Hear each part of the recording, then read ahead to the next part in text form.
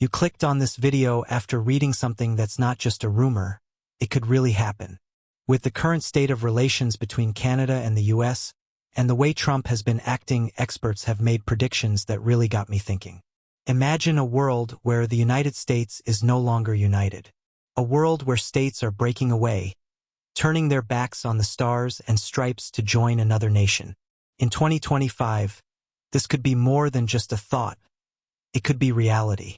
So in today's video, we are going to show you 10 U.S. states that want to join Canada in 2025. But hold on tight, because this isn't just a list. It's a journey filled with suspense, shocking possibilities, and a few chilling what-ifs. From economic desperation to cultural connections, these states have reasons that might surprise you. And the consequences, they could shake the very foundation of North America. But before starting the video, I want to request you, we put our best efforts to create our every single video. So please don't forget to like the video and subscribe to the channel. Let's start. Number 10, Michigan. Starting our countdown at number 10, we have Michigan, the Great Lakes state. Why Michigan? It's all about the money and the border. Michigan shares a massive trade relationship with Canada. In 2023, the U.S. Census Bureau reported Michigan exported over $20 billion in goods to Canada, its biggest market by far. Cars, machinery, you name it, they're shipping it north. Michigan's auto industry, a cornerstone of its economy, could see a seismic shift with streamlined production and lower costs. But workers might fear job losses to automation across the border. But it's not just economics. Michigan and Canada share a vibe, hockey obsession, love for the outdoors, even harsh winters. Picture Michigan hosting the Stanley Cup Finals against a Canadian team, not as rivals, but as a unified front, cementing a cultural bond that's already brewing. Could they feel more at home with Canada? Here's the hook. What if Michigan's move triggered a U.S. retaliation? Imagine trade wars or even troops at the Detroit-Windsor border. The border, once a symbol of friendship, could turn into a militarized zone with checkpoints and razor wire, chillingly reminiscent of a divided nation. Trump once said, "Canada is a great country, and we have a lot to learn from them." He's praised their trade smarts, but the American government's botched trade policies, like tariffs that hurt Michigan's auto industry, might push the state to say, enough. Those tariffs on steel and aluminum could escalate, strangling Michigan's factories and sparking local rebellions against federal control. Personally, I think Michigan could thrive under Canada's economic umbrella, with Canada's social welfare system promising lower unemployment and better living standards. Yet at the cost of U.S. loyalty. But the U.S. wouldn't let it go without a fight. If Michigan defects, the Rust Belt might follow, fracturing the nation into economic fiefdoms. The suspense is real. Could this be the spark that fractures the nation? What if this triggers a domino effect, leaving the United States a patchwork of rogue states, each fending for itself? Number 9, Vermont. At number 9, we've got Vermont, the Green Mountain State. This one's about values. Vermont's progressive streak runs deep. Back in 2011, they tried to launch a single-payer healthcare system. Sound familiar? Canada's got that covered with universal healthcare, something Trump's called a great system up there. Vermont's residents might look north and see a better fit than sticking with a U.S. government that's fumbled healthcare reform for decades. But here's the fearful twist. If Vermont joined Canada, its people would lose U.S. citizenship. Passports gone, rights in question, chaos could follow. Picture this. A Vermont family split down the middle. One side dreams of Canadian healthcare, the other clings to their American roots. Thanksgiving dinner? Awkward. Or consider the local businesses. Would they thrive under Canadian regulations, or would they crumble under new taxes and trade barriers? And what about the retirees? Many moved to Vermont for its charm and U.S. benefits. Would they stay or flee back to the States? The U.S. might slap sanctions or drag Vermont into court. Then there's the youth. Would they see Canada as a land of opportunity, or would they feel trapped in a new, unfamiliar system? The fear of isolation is real. Vermont could become a pariah state, shunned by the U.S. and not fully accepted by Canada. Legal battles could drag on for decades, draining Vermont's resources and spirit. I think Vermont's heart aligns with Canada's social policies, but the practical nightmare of secession feels like a long shot. Still, the idea of a progressive paradise just across the border keeps the tension high. Yet, the dream persists, a utopia where progressive values reign, free from the gridlock of U.S. politics. It's a siren song that's hard to ignore. Could Vermont dare to break away? Number 8. Alaska. Number 8 is Alaska, the last frontier. This one's wild. Alaska's got a huge indigenous population, and Canada's policies are way friendlier to native rights. Canada's embraced the UN Declaration on the Rights of Indigenous Peoples. The U.S. hasn't. Alaska's native communities might see Canada as a lifeline, a chance for more autonomy and respect. But joining Canada could mean trading one set of challenges for another. Would Alaska's native cultures be preserved or diluted in Canada's vast landscape? The military stakes are chilling. Alaska's a U.S. military goldmine home to bases and missile defense systems guarding the nation. Lose it to Canada, and America's northern defenses crumble. Russia's right there, across the Bering Strait, poised to exploit the chaos. Imagine Russian forces testing the new border, probing for weaknesses. The U.S. military, stretched thin, might struggle to respond. Trump once mused, "It'd be great to have Canada as the 51st state, but he'd flip if Alaska flipped." Picture him retaliating, sanctions slashing Alaska's economy, or desperate negotiations to keep it in the fold. The risks don't stop there. Take Sarah, a third-generation Alaskan. Her family has fished these waters for decades. Would Canadian regulations threaten their livelihood? Alaska's oil industry, a lifeline for the state, could face new tariffs or restrictions under Canadian law. Jobs could vanish overnight. The courts would be flooded with cases. Property rights, citizenship, taxes could take years to sort out, leaving Alaskans in limbo. If Alaska joins Canada, it could spark a terrifying precedent. Other states might follow, fracturing the U.S. into pieces. China, watching closely, might see an opportunity to expand its Arctic ambitions. The balance of power could shift dramatically. The cultural pull is strong, but the security risks are paralyzing. Alaska's move could rewrite the map, and not peacefully. As the debate rages, Alaskans must decide: embrace a new future with Canada or cling to a fractured America. The clock is ticking. Number 7, Washington. Coming in at number 7 is Washington State, the Evergreen State. Tech and trade drive this one. In 2023, Washington exported over $10 billion to Canada, per the U.S. Census Bureau. Think Boeing, Microsoft, big players that might love Canada's business-friendly vibe. Trump said, "They know how to make a deal," praising Canada's trade savvy, while the U.S. government's flip-flopping policies have left businesses frustrated. But joining Canada would come at a steep price. Washington receives over $10 billion in federal funding annually, per the Pew Charitable Trusts. That money keeps roads paved, schools running, and hospitals open. Without it, bridges could crumble, classrooms could empty, and patients could suffer.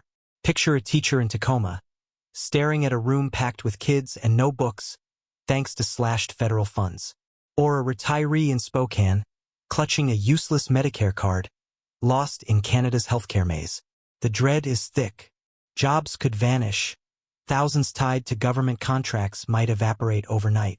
A Seattle startup could watch its dreams die, federal grants gone in a flash. And the courts? The U.S. could drag Washington through years of lawsuits, bleeding the state dry. The hook?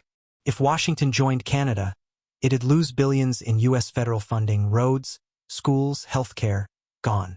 Could the state survive the shock? I think the economic upside is tempting, but the funding loss is a gut punch.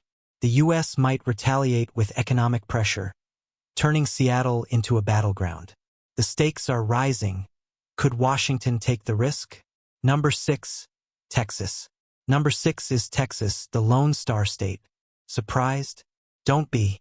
Texas exported over $30 billion to Canada in 2023, according to the U.S. Census Bureau. Oil, gas, tech, Canada's a huge market. Plus, Canada's energy policies might appeal more than the U.S.'s regulatory mess, which Trump's called out as a disaster. But here's the fear factor. Texas joining Canada could kill its identity. The Lone Star pride gone. Imagine the streets of Houston patrolled by foreign troops, checkpoints at every corner, and the constant threat of violence. Families fleeing their homes, seeking refuge from the chaos. Their lives upended by a decision they never asked for. The once thriving oil fields now silent, the economy in shambles. As the conflict drags on with no end in sight, the U.S. wouldn't just let its second biggest state walk away. We're talking military standoffs, maybe even secession wars. The U.S. government, unwilling to lose its second largest state, would mobilize its forces, turning the border into a war zone. Canada, caught in the middle, would face pressure from both sides, risking its own stability and prosperity. Trump's praised Canada's economic growth, but he's also said, "They're taking advantage of us." Meet John, a third-generation Texan whose family has worked the oil rigs for decades. He loves his state, but the economic opportunities in Canada are tempting. His wife, Maria, is worried about their children's future. She asks, "What will happen to our schools, our healthcare? Will we still be Texans?" Their neighbor, a veteran, is adamant. He says, "I'll fight to keep Texas free. This is our home." Gone would be the Friday night football games, replaced by hockey matches and curling tournaments. The Texas flag, once a symbol of pride, would be lowered for the last time, replaced by the maple leaf. Barbecue joints would have to compete with poutine stands, and the twang of country music would give way to the sounds of Canadian folk. I think Texas could gain economically, but culturally, it's a non-starter. The tension's thick. Could Texas really do it? Number 5, Minnesota. At number 5, we've got Minnesota, the land of 10,000 lakes. This one's personal. Minnesota's got deep Canadian roots. Tons of residents have family ties across the border with Manitoba. Culturally, they're twins. Hockey, lakes, politeness. Trump said, "They have a great mix of people up there," nodding to Canada's diversity. The scary twist? Joining Canada means losing U.S. social programs, Social Security, Medicare. Poof. The U.S. might hit back with sanctions, stranding Minnesotans. Imagine the annual fishing trips to the boundary waters, now bogged down by passports and customs checks. Local giants like Target could buckle under new tariffs, slashing jobs overnight. Historically, the U.S. has crushed secession attempts. Just look at the Civil War. They could freeze bank accounts or slap travel bans on every Minnesotan, isolating us fast. Picture the Johnsons, a family split by the border, one side in Duluth, the other in Winnipeg. Would they have to pick a country, tearing their legacy apart? And those famous lakes? Canadian environmental rules might not protect them the same way. Globally, this could tip the scales. Canada gains ground while rivals see America cracking. Even the basics, like switching to the metric system, would spark chaos in schools and shops. Other nations might cheer our stumble, egging on more states to break away. If Minnesota pulls this off, could Wisconsin or Michigan follow, redrawing the Great Lakes entirely? I think the cultural fit is perfect, but the logistical nightmare makes me doubt it. Still, the idea of Minnesota slipping away keeps us guessing. What's the next domino? Number 4, California. You might think that I have gone mad. Why would California, known as the Golden Bird of America, want to leave America and join Canada? Big economy, big dreams. California's progressive to the core. Gun control, climate action, stuff Canada's nailed down.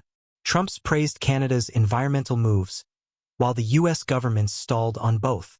Joining Canada could let California flex its progressive muscle without DC's meddling. But here's the hook: no U.S. military protection. Vulnerable to attack, California could face chaos. The U.S. would see this as treason. Tanks rolling up I-5 isn't far-fetched. Picture a single mother in Oakland, watching fighter jets scream overhead, wondering if her kids are safe. Silicon Valley's tech giants, Google, Apple, could get hit with crippling U.S. sanctions, jobs vanishing in a flash. The ports of Los Angeles, vital for global trade, might grind to a halt under a U.S. naval blockade. Farmers in the Central Valley could lose federal water subsidies, leaving crops to wither and families to starve. And Hollywood? Its studios might face a cultural takeover, forced to churn out Canadian content instead of blockbusters. The ripple effects are chilling. China or Russia could seize the moment, testing California's unguarded coast with naval maneuvers. A retired veteran in San Diego might see his pension vanish, replaced by uncertainty in a foreign system. Schools could close as federal funding dries up, leaving teachers jobless and students stranded. The U.S. could unleash legal warfare, tying up Sacramento in court for decades. Imagine the chaos at the border, families split, unable to cross freely into Oregon or Nevada. Global allies might hesitate to back Canada's newest province, fearing U.S. wrath. Even Canada's stability could wobble, stretched thin by California's massive population and economy. If California falls, it could spark a chain reaction, other states eyeing the exit. I think California's values match Canada's, but the security cost is insane. The suspense peaks. Could the Golden State fall? Let me say this. California's greatness doesn't belong to California alone. It's a product of the entire American continent. People from all over the world have built this state into what it is today. And you know who's played a huge role? The talented folks from other U.S. states, many of whom are now some of the world's richest billionaires. Number 3, New York. Number 3 is New York, the Empire State. Money talks here. In 2023, New York sent over $15 billion in goods to Canada, per the U.S. Census Bureau. Wall Street might love Canada's financial stability. Trump said, "They have a great system up there." The U.S. government's economic missteps, like debt ceiling dramas, could push New York north. The fear? No federal funding, subways, schools, hospitals crippled. The U.S. might freeze New York's assets, sparking panic. Picture a Brooklyn teacher, standing in an empty classroom. No books or desks because funding's gone. Wall Street traders could see their accounts locked, billions frozen by a furious U.S. government. Broadway's lights could dim, theaters shuttered without federal arts grants. Upstate farmers, reliant on subsidies, might watch their fields turn to dust. And the subway? Without federal dollars, trains could stop, stranding millions in chaos. The ripple effects are terrifying. A single mom in the Bronx might lose her Medicaid, unable to afford her kids' doctor visits. Global markets could tremble. New York's financial hub shifting to Canada might crash the dollar. The U.S. could slap sanctions, turning Manhattan into an economic war zone. Imagine families fleeing across the Hudson, passports useless, borders sealed. China might exploit the chaos, pushing to weaken U.S. influence. Even Canada could struggle, overwhelmed by New York's massive economy and population. If New York jumps, it could trigger other states to follow, fracturing America. I think the economic perks are real, but the funding loss is a killer. We're nearing the top. Could New York jump? Number 2, Maine. Number 2 is Maine, the Pine Tree State. It's about the sea. Maine's fishing and maritime culture mirrors Canada's Atlantic provinces. Canada's got robust support for fishermen. Trump said, "They know how to take care of their fishermen." The U.S. government's neglect of rural economies might tip Maine over. The hook? Losing U.S. citizenship, travel, jobs, identity, upended. The U.S. could blockade Maine's ports. Picture a lobsterman in Bar Harbor, his boat idle, blockaded by U.S. Coast Guard ships cutting off his livelihood. Families who fished these waters for generations could lose everything. Their nets empty and markets closed. Small-town grocers might shutter as trade halts, leaving shelves bare. A retiree in Bangor could see her social security vanish, replaced by uncertainty in Canada's system. Tourists, Maine's summer lifeblood, might stop coming, fearing border chaos. The fallout spreads. Schools could close without federal funds, leaving kids with nowhere to go. Imagine a Portland dockworker, his union powerless, watching his job disappear as ports grind to a halt. The U.S. could slap sanctions, freezing bank accounts and crippling local banks. Maine's forests, vital for timber, might face Canadian regulations that choke small loggers. And the border? Families split between Maine and New Hampshire could face checkpoints, unable to visit freely. Globally, it's a powder keg. Russia or China might see America's fracture and push into the Atlantic, testing weakened U.S. defenses. Canada could buckle under Maine's integration, its economy strained by new demands. A veteran in Augusta might clutch his U.S. passport, wondering if his service meant nothing. Even Maine's lighthouses, symbols of resilience, could stand dark without federal maintenance. The courts could tie Maine up for decades, draining its spirit. If Maine jumps, it could inspire other rural states, unraveling America's fabric. I think the cultural tie is strong, but the fallout's brutal. We're one away from the top, the tension's unbearable. Number 1, Oregon. Finally, number 1, Oregon, the beaver state. This is the big one. Oregon's got it all: trade with Canada, a green-loving culture, and progressive politics.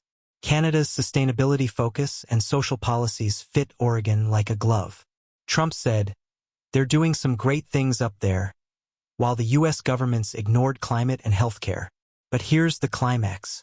The U.S. would see Oregon's exit as war. Military action, economic collapse. Think martial law. Picture a Portland barista, watching tanks roll down Burnside, her coffee shop boarded up as curfews lock the city down. Timber towns like Bend could see mills close, jobs vanishing as U.S. sanctions choke Oregon's economy.